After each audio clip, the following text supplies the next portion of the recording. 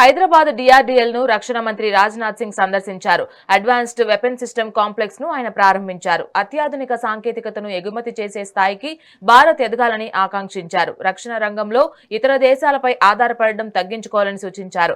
భూమి, ఆకాశం, నీళ్లు ఎక్కడైనా ఆధిపత్యం మనదే ఉండాలని చెప్పారు. రక్షణ పరికరాల ఉత్పత్తిలో ప్రపంచ స్థాయి ప్రమాణాలను అందుకోవాలని అధికారులకు దిశానిర్దేశం చేశారు. దేశ సరిహద్దుల రక్షణలో స్వదేశీ సాంకేతికత అద్భుతమైన ఫలితాలను ఇస్తోందని స్పష్టం చేశారు. दुनिया का सबसे ट्रस्टेड पार्टनर बनकर उभरा है और हमारे पड़ोस में जब भी कहीं पर कोई आपत्ति आती है, कोई आपदा आती है, तो भारत सबसे पहले मदद के लिए तैयार होता है। यह नहीं देखता है कि वह कौन है, हमारे साथ क्या रिश्ते हैं। हम जो भी विपत्ति में है उसकी मदद करते हैं। साथियों, दुनिया में जितनी भी जेनेरिक मेडिसिन की मांग है उसमें से 20% भारत पूरी करता है।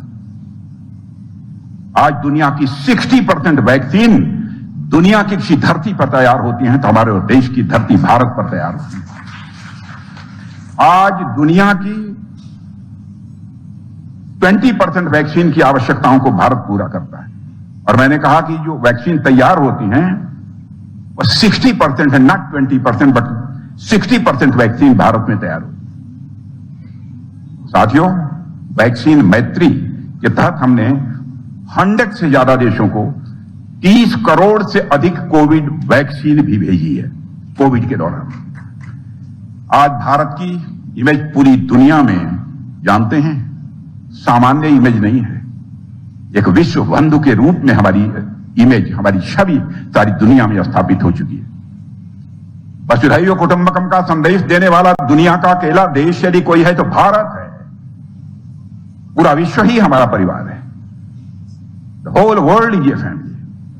यह बात हम कहते हैं कोविड के संकट के दौरान हमने करके दिखा दिया कि हमारा विश्व ही परिवार है। लेकिन इसका मतलब यह नहीं है कि हम विश्व बंधु बने रहेंगे और कोई भी हमारे शांति के प्रयासों को, हमारी सहनशीलता और सद्भावना को हमारी कमजोरी समझ लेगा। यह नहीं चलेगा। हमारे दुश्मनों को यह नहीं भूलना चाहिए कि विश्व बंधु के पास अगर वैक्सीन है तो उसी विश्व बंधु भारत के पास ब्रह्मोस भी है। मेरे बहनों भाई,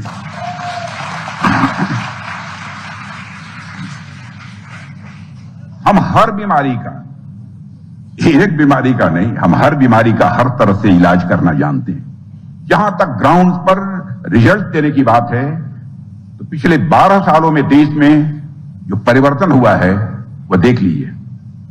यह खुद से साबित हो जाएगा कि हम सिर्फ वादे नहीं करते हैं बल्कि रिजल्ट डिलीवर करने वाले हम लोग हैं। यह करके 12 वर्षों में हम लोगों ने दिखाया है। और साथियों, 12 साल पहले कोई सोच भी नहीं सकता था कि भारत को कोई नक्सलिज्म से, नक्सलवाद से मुक्ति दिला देगा। डिकेड्स तक, दशकों तक नक्सली आम लोगों और हमारे सुरक्षा बल, सिक्योरिटी फोर्स के जो जवान थे उनके साथ खून की होली खेलते रहे। बड़ी संख्या में हमारे सिक्योरिटी फोर्सेस के जवान भी मारे गए। लेकिन आज मैं सीना ठोक कर कह सकता हूं हमारी सरकार ने मोदी जी के नेतृत्व में इस नक्सलवाद को हिंदुस्तान की धरती से समाप्त कर दिया है।